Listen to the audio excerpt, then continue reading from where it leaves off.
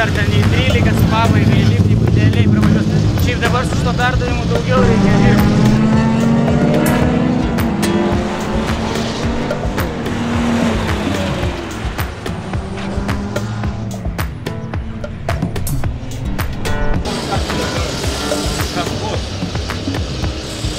Pradžia buvo visai nebloga, šiaip pavyko laikyti neblogą tempą. Kaip dizeliui, tai sakyčiau visai neblogai, nes mes lošiam ant ekonomiškumo ir tas tempas toks buvo, sakyčiau, visai geras.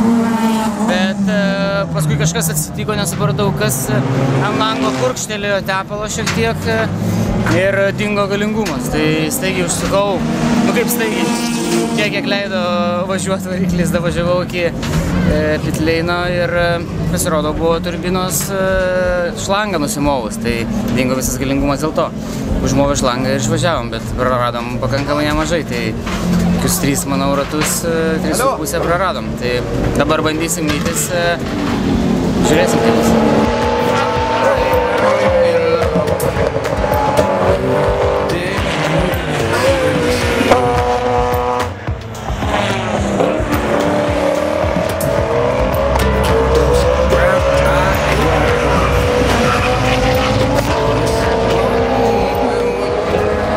Vienas iš didžiausių faktorių yra nestoti taisytis. Tai mūsų tikslas yra nestoti taisytis ir važiuoti greitai.